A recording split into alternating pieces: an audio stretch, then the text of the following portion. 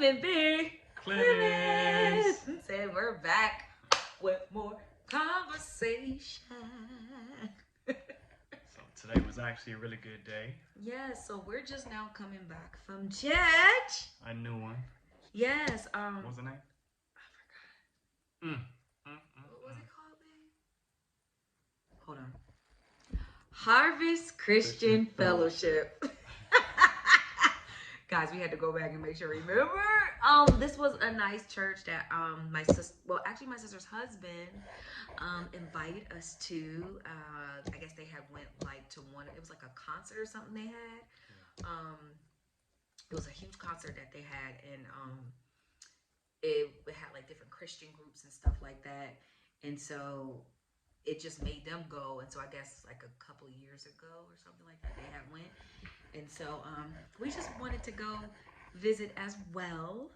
And so it was so lovely. I did not know that the pastor was one of the guys that that was actually in the movie Jesus Culture. So it was great. I thought it was lovely, babe. What did you think? I liked it. I really enjoyed it. Yeah. And then we got to see like people who are married for over 50 years. Yes! That was How could I even not think about that? That was amazing. It was a couple that stood up that had been married for 50 years, guys. And not even to say that, but not only that they were married for 50 years, but they looked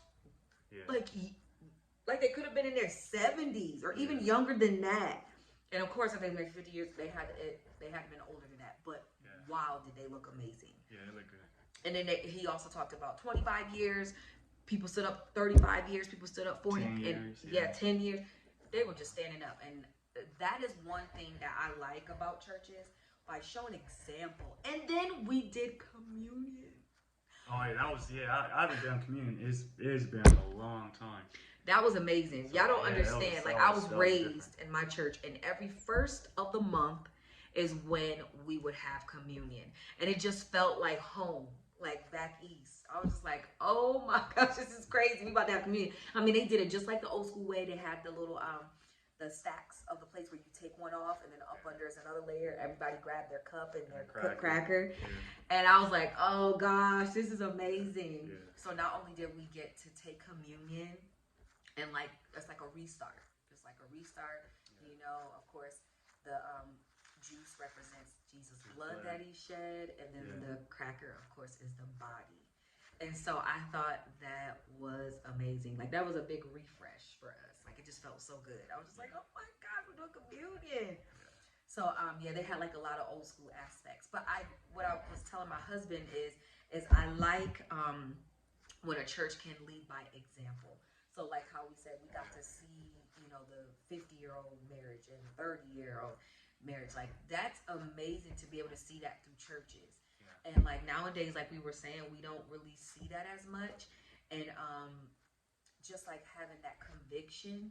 Because we also was watching before. Okay, so I was gonna say, tell me about what we saw earlier today. We kind of had church before church.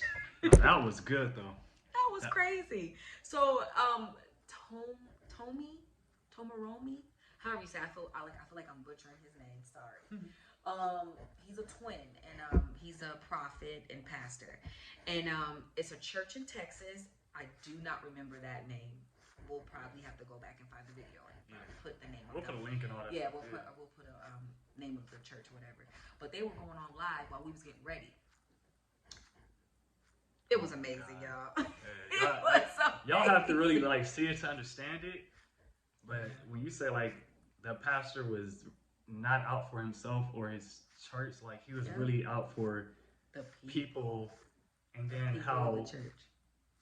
You don't just have to be a pastor or a preacher to actually make a change in somebody's life. Like they were like praying for each other over each other's like testimonies and all that. And then like the financial part of it, like they were giving people in the church money, the pastor to piggyback off of that, like the pastor just was speaking, and so there was a guy that he brought up that is actually in his ministry, and he prayed for him. And then he's like, God led him to tell people financially to bless him. Just bless him. He didn't care what it was. He hadn't even done his offering in his church yet. Right. He was already asking the church to bless him because, of course, when you bless other people and you sow into their life, it comes back to you. So he just told people just started walking, just overflowing, just putting money in his hands and hugging him. And he said, you guys can Zelle him. You can do this. And Cash App, whatever. It's like, this is crazy. He wasn't even talking about his church. He was telling them to bless him. Yeah. And then as it went on, he started telling people to bless people that was just in financial bonds. Right. They was raising their hands, and he was like, and if no one came to you out of the church, I will bless you. Yeah, he's like, I don't care if it's $5, $10, it don't matter. Like, and he was that was church. Everybody's pulling out their phone. Yes, we need to get back to that. And everybody, it was kind of cool though. We need to get back to that. Right. You can't just have churches and take people's time and never pour into them. You're just, draining them out of their volunteering and getting them to do things. But at the same time, when they're in bonds, you can't help them. Yeah. And that's not loving. That's not of God. And God built this church to be like that, to where we can not only be blessed as the ministry, but we will bless others as well. And if you're connected to my ministry, that you should do just as good as I would do in ministry. Yeah. That is church. That is love. Yeah. I just thought that was amazing. And we're like sitting there like, we're hearing people be delivered. And he had everyone going outside the box, like just giving like their testimony. So like basically you give your testimony and then everybody just starts praying for you. But it was like some churches, they'll probably be like, I'm kind of too embarrassed to get up. I'm kind of shy. Like everybody got up and was like, okay, like basically how has God fixed you? How have you been healed? And they came up, and right after they gave their testimony, like some people have messed up backs. They're like, I started going to church, and now my back is good. Migraine, headaches, stress, shoulders, teeth, anger, all that stuff. And but then after you gave your testimony, then everyone started just praying for you. Like it was like a you like, I guarantee if you were there it would be different, but just us seeing it on TV. Yes, like we were getting that spirit through the television. Through okay. TV, though. You know what I mean? So I'm like, dang. That anointing was coming through the television and touching our hearts. Yeah. So that goes to show you right there that that's a good ministry. Okay? Like, you can go to churches and people want to lay hands on you and they're not living right at all. Yeah. Those you got to watch your ministry. Like, you're not supposed to have these people going and laying hands on people and they're living filthy lives. Like, of course, none of us are perfect. We're not saying that. But you got to still strive for better. So if these people at all not living a good life, and at the same time you got them praying for people, they don't get delivered because they're not delivered. Yeah. So you're two undelivered people. That it doesn't work that way. So it was amazing seeing that, because these people weren't talking about, the pastor was still on the pulpit, okay? So these people were talking about being delivered by the ministry, people that he had already brought up in God, and they were all out in the back in the congregation. Yeah. They were the ones back there, and people were just going up to people. So that lets you know that these were really people of God, because people were getting healed, not even by the pastor, but by just somebody like me going up and praying for somebody. Yeah.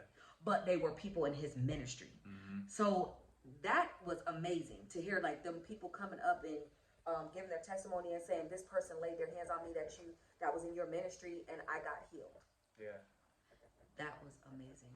I mean, just for him, like, for him having people go outside their box, like, just to not be shy, like, that's different. Like, it means something, because it was pretty much like the whole church. Yes. We was like, what is this? And then we didn't even get to see the rest when Tony, I'm so sorry, I think I'm butchering his name, Tony Romy, something like that. He's an identical twin like me. And he had came up, and then it just was popping off. It was even great. But then after that, we had to make church. We were late. So I'm pretty sure we're gonna look at the playback of the live, because it was good. So we were already getting church before we had our pre-church before we went to church. But just to say, like, as a couple, make sure you guys keep God first, because there is gonna be times that things are uncomfortable in your relationship, and the only way we get through it is through God. Yeah. You gotta pray together. You gotta get over things together. Everything's not always perfect. Trust me, we're not always like, I love him. It's not always like that. But having God first in our lives do help. It does help me to be more gracious and just to be at peace with things and not take grudges over anything. You know, me and him know how to get over things and learn how to forgive and apologize. Yes, and, yes, it's really important. Yeah. Because if not, then it takes over your emotions. Yes. Like, you know what I mean? It's really quick to, if you're an emotional person, it's really quick to lose yourself. Yeah. And that's something that you have to like take control of. Yeah. Like God first. Yep. So we continue because we could talk about this like all day. But we just wanted to let y'all in on our Sunday because it was amazing and we really, really had a good time. So we just wanted to share with you guys.